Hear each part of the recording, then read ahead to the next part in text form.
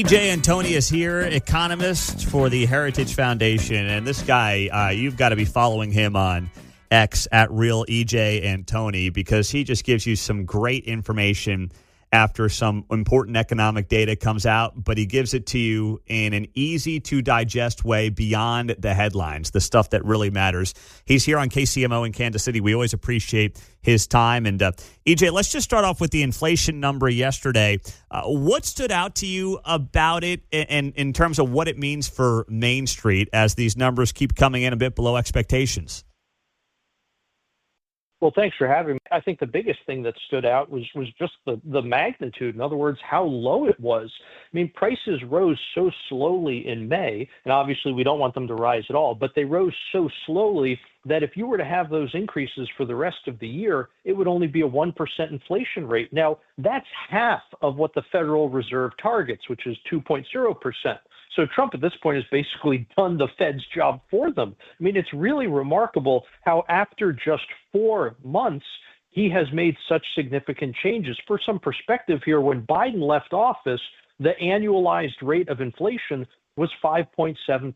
But under Trump's second term, the annualized rate of inflation has fallen all the way to just 1.4%. And that's actually better. Obviously, it's way better than Biden, but it's even better than the whole period we saw from the Great Recession until Biden got elected. So from about mid-2009 to the end of 2020. I mean, these are surprisingly great numbers. I thought Trump was going to bring inflation down. I did not think he was going to be able to do it this quickly. What do you attribute that to? Energy has a lot to do with it. I think we always underestimate just how much energy affects the price of everything we do and everything we buy. And sure enough, under Trump, he has managed to bring energy prices down about 2.5%. So that has bled over essentially to other parts of the economy, again, because of that effect energy prices have on all other prices. So there's that. But we're also seeing a huge push for deregulation, which is already reducing costs for businesses. And we're watching in real time as those cost decreases are being passed on to consumers. I mean, we just got the latest data on wholesale inflation today, and wholesale inflation essentially measures the prices that businesses pay as opposed to the prices that you and I pay. So it's asking, what does the grocer pay for the gallon of milk, not necessarily what do you and I and the listeners pay for it. So when we look at those wholesale inflation numbers, they are literally flat. In other words, prices for business hasn't budged in May compared to January. That's phenomenal news, because those wholesale inflation numbers are usually indicative of consumer inflation in the future. In other words, we've already brought business inflation to zero, and we're probably heading that way for consumer prices as well. EJ Antoni, Heritage Foundation economist, is here on KCMO. That's great news. Now, something else that you shared yesterday that I thought was really valuable is how the average weekly paycheck is up since Donald Trump's inauguration, and that number was consistently down during Joe Biden's term in office. How would you go about explaining those numbers in a succinct way that connects for the average listener right now?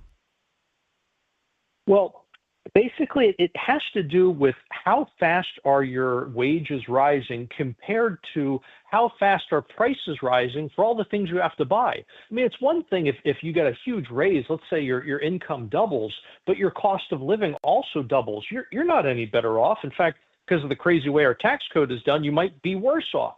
So what we saw under Biden was wages rising essentially 20%. But the problem was prices rose even faster than wages. If you look at not just rent, but car insurance, food, you name it. I don't care if it's clothing. Before we even get to the cost of something like going on vacation, just the necessities went through the roof. And so at the end of the Biden administration, I don't care about the size of your paycheck. I care about what your paycheck can actually buy. That measure fell 4% from January of 21 to January of 2025, from when Biden took office to when Biden left office. It fell 4%. Now, conversely, under Trump, what has it done? It's risen 1.3%. So not only is your paycheck getting bigger, which it did during the Biden administration too, on average, But not only is it getting bigger, but now under Trump, it buys you more. And again, that's what really counts. We want people's cost of living to go down and their standard of living to go up. Something that you noted yesterday, 46 cents of every dollar the federal government spent in May was borrowed. We still have a major crisis. I don't see that crisis, frankly, being handled with the kind of attention that it needs to by Republicans in the House or the Senate right now. What is your biggest concern when it comes to that level of borrowing happening by the feds? I have two concerns, one of which is what we've already lived through, the inflation mess. The reason we had such massive inflation was essentially the government used that to help pay for its unfunded liabilities, all that unfunded spending. The Treasury was borrowing at a torrid pace, and the Federal Reserve was essentially printing that money for the Treasury. So my concern is that you're going to go down that road again, and we're going to essentially undo all of the progress that the current administration has already made in bringing down inflation. So that's a big worry. The other big concern is the cost to service this debt. If you have an adjustable rate mortgage, let's say you have a $1 million mortgage, and the adjustable rate goes from 1% to 8%, that's kind of what's happening right now with the national debt. We are seeing debt that was previously at very low interest rates coming due, and we're having to roll that debt over. In other words, refinance it at today's rates. Again, it works kind of like an adjustable rate mortgage. And so the problem is debt that was previously at very low interest rates is now coming due, and it's being renewed at very high, relatively high interest rates. And so the cost to service the debt is absolutely exploding. It's not just that we're borrowing more. We are. Biden is responsible for about a quarter of the national debt. But it's not just that we borrowed more. It's also that we're borrowing at higher and higher interest rates. And so that has been a real killer. And we're probably going to spend well over $1.2 trillion this year just to service the debt, just in interest. And so that's going to crowd out other government spending. In other words, we're going to have less money for roads and bridges, for schools and hospitals, for military and Social Security, et cetera. So in the last minute, Trump wants the Fed to lower rates because, in part, he wants to service the debt at a cheaper cost. Does that make sense right now, or do you think that that is potentially going to bring back more inflation?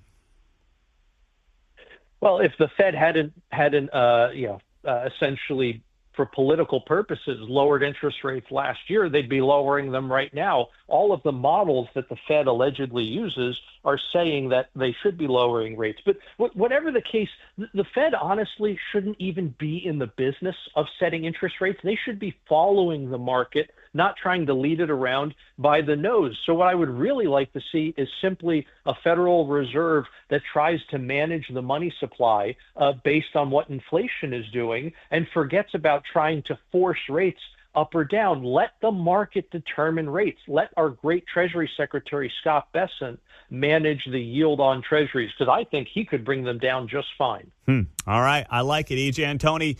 Heritage Foundation. Find him on X at Real EJ Antoni. We appreciate you, my man. Thanks so much for being here. Oh, thank you for having me.